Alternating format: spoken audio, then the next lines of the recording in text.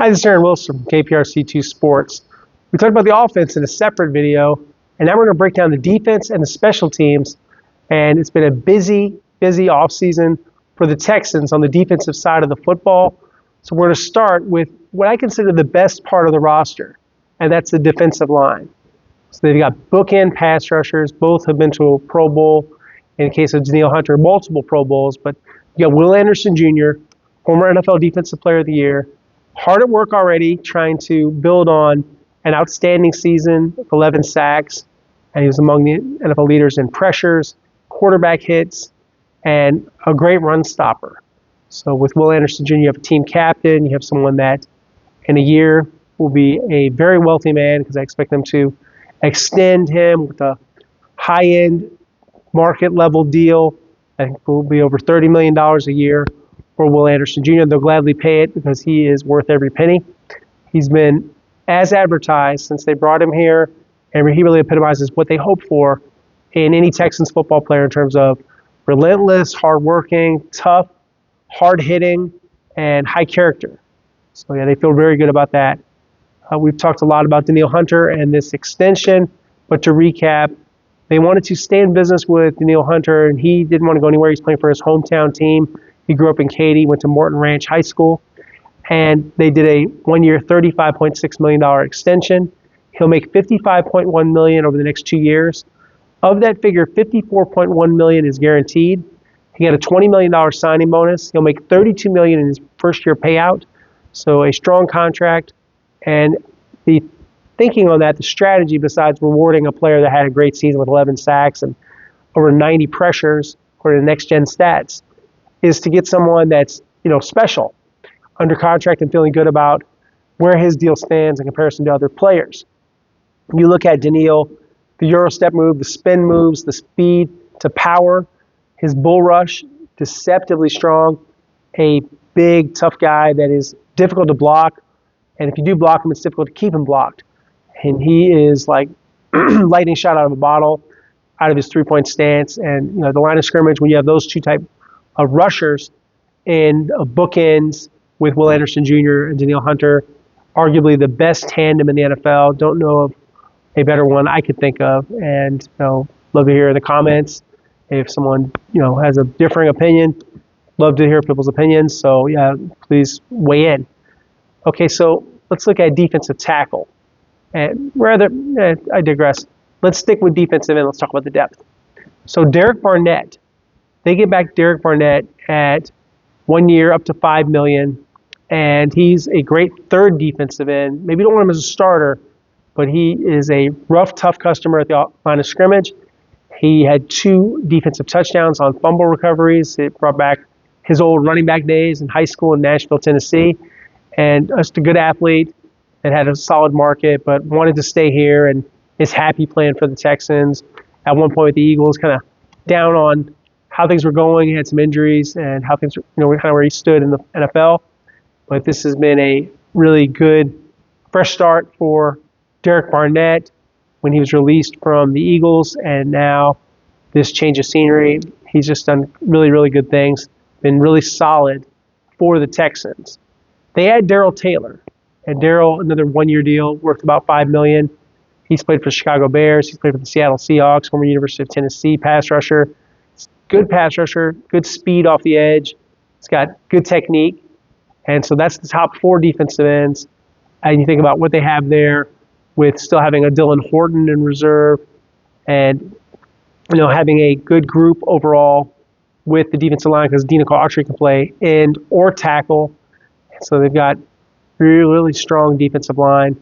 And looking inside, as I told you before, Foley Fatukasi, not healthy enough to be re-signed at this time. I think he'll be ready by training camp.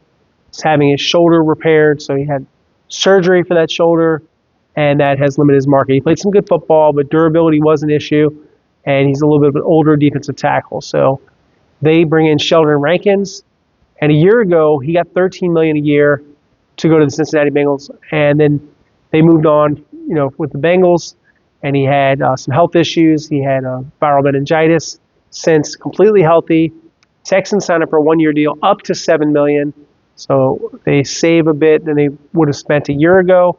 when they were at about $11 million a year, and a couple million off what he was looking for. So this is a player they're getting back, and they were hoping to get him under contract. Things started at the combine, and they get this contract done. They also have back Tim Settle Jr. I thought Tim had a really good season, 5 sacks.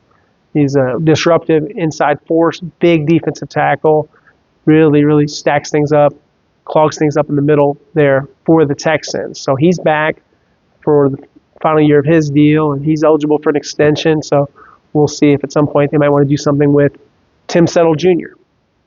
And then in reserve, you have back Mario Edwards on a 2-year, $9.5 million extension, and I expect him to compete for a lot of playing time, and I could see him starting in a pinch.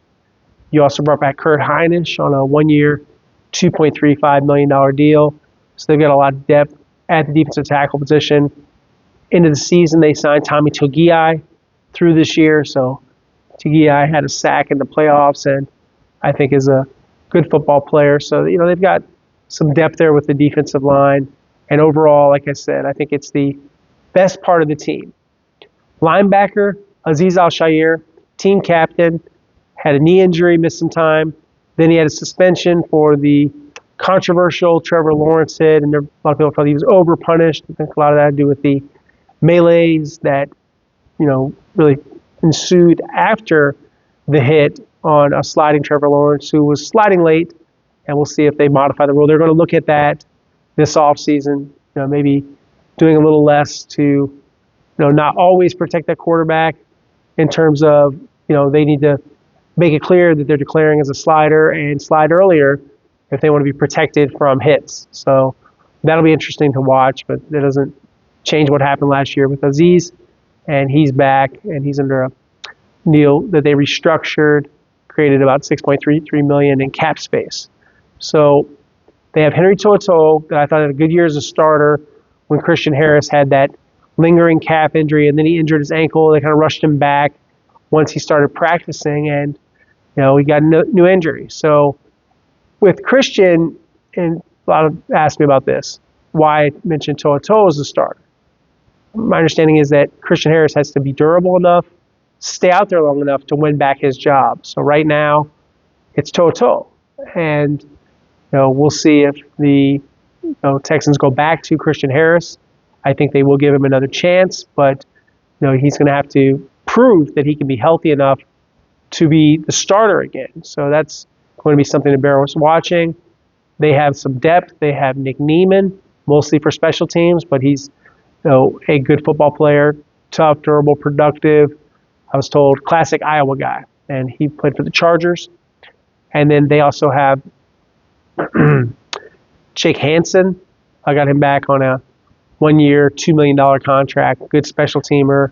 Neville Hewitt's still a free agent, and Del'Shawn Phillips, he's now off the board. So they had talked a little bit with Del'Shawn, but ultimately he leaves in free agency. So, with linebacker, I could see them adding to the position. I could see them wanting to draft a linebacker, possibly, looking to create more competition. You still have back Jamal Hill, very fast linebacker, good at special teams, converted safety. So he'll be back, and you'll look at him again and see, is he ready to push for anything on defense, or is he just going to be on special teams?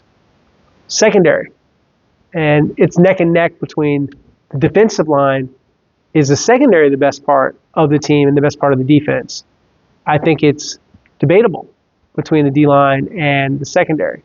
So, starting with all-pro corner Derek Stingley Jr., the highest paid corner in the NFL, with a 3-year, $90 million extension, $30 million average in new money, and he received a $25 million signing bonus, and he has $89 million of the new money guaranteed. So a very strong contract negotiated by David Mulugheta, who, as I mentioned before, C.J. Stroud, that's his agent. So we'll see if they do more business with him in a year when he's eligible for a contract extension. I would expect that they will. Maybe it'll be $55 million a year plus for C.J. Stroud, especially if he has a resurgent year. But, sticking with the secondary, Kamari Lassiter was one of the best corners in the NFL last year as a rookie. He was an aggressive tackler. He was good in space. He was very competitive for the football. It's tough to win contested catches against Kamari. And really, he was as advertised, again, as a experienced Southeastern Conference veteran from Georgia. They love the SEC, and who doesn't? That's where a lot of the good football players can be found. So they get Kamari Lassiter. And then, the secondary is going to be a little bit different because you have C.J. Gardner-Johnson, as Derek Stingley said, adds a little craziness, a little toughness. Very feisty guy, very instinctive, had 6 interceptions last year. So you have him playing next to Caleb Bullock, who had 5 interceptions. And Derek Stingley Jr. had 7 interceptions, and Kamari Lassiter had 3 interceptions.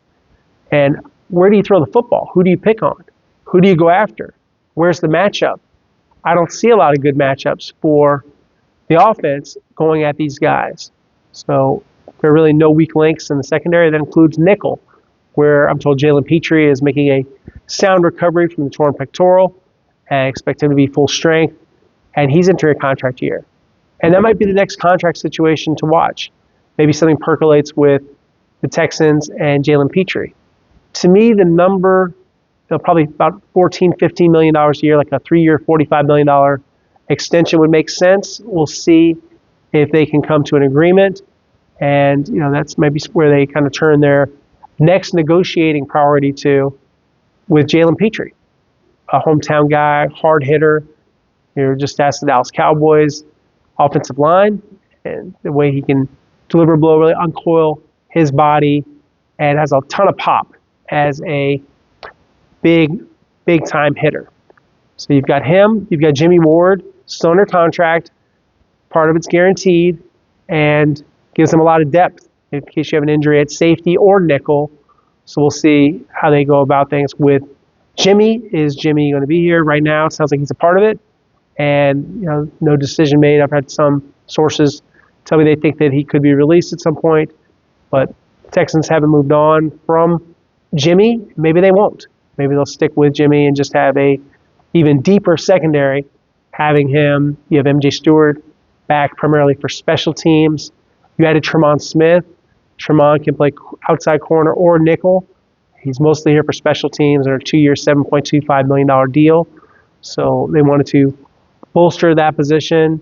And, they didn't re-sign Eric Murray. Eric Murray got a really strong contract with the Jaguars, 3-year deal. And it's about $22 million total. So, yeah, good for Eric, who I thought played well last year when they had injuries at the safety position. And let's go to special teams. So, Kaimi Fairburn had a bad playoff game against the Chiefs. He was having a pretty good season. Didn't kick well against Kansas City, so they need to get more out of Kaimi, who's one of the highest paid kickers, and an excellent kicker, but needs to be a little more consistent, can play better than he did in the playoff game, which is obviously when you want him to kick well, and that was another factor in them not advancing the AFC Championship game. New long snapper, Tucker Addington, signed a reserve future deal, and he's played for Miami Dolphins, he's played for a couple of teams, New England Patriots.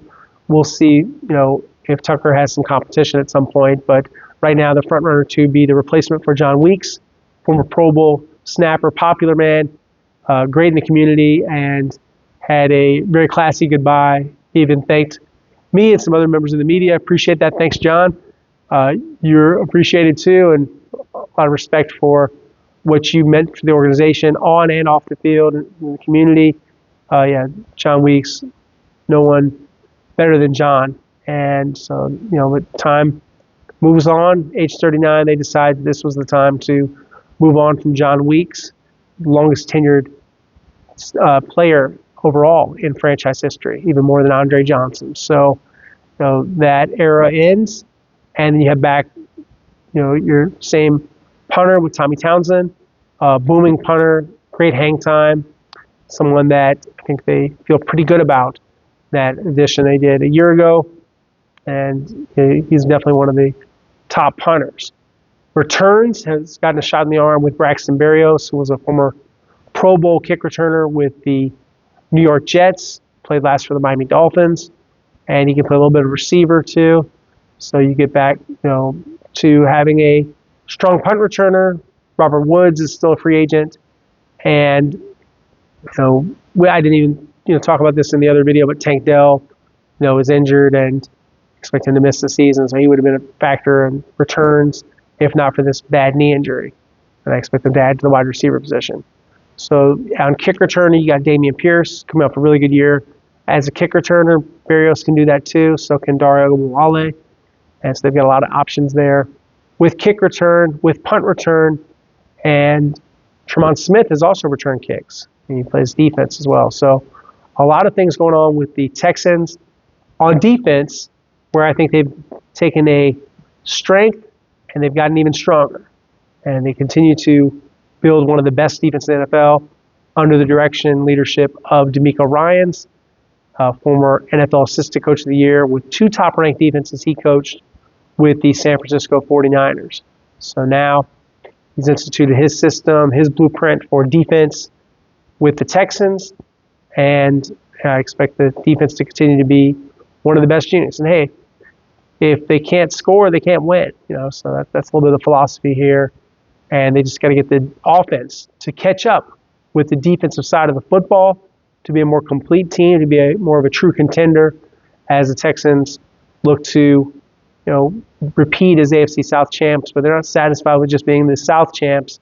They want to make some noise in the playoffs and not just get to the divisional round, but for the first time in franchise history, make it to the AFC Championship game. And you start every season from scratch, start from zero. But they're 0-6 in that round, that stage of the postseason. And so they've got some work to do. But yeah, I think the Texans, they're a hungry bunch. They've got a good football team. They've got to continue to get better.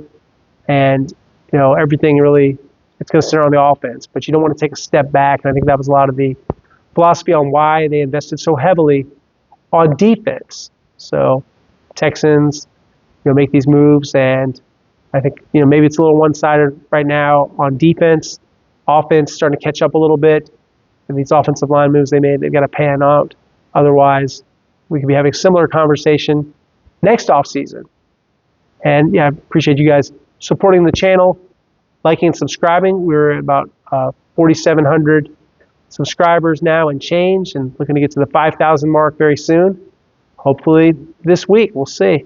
All it takes is hitting the subscribe button. It is absolutely free, just like my content at www.click2houston.com, and watching me on the airwaves at KPRC2 on Sports Sunday with Randy McElvoy.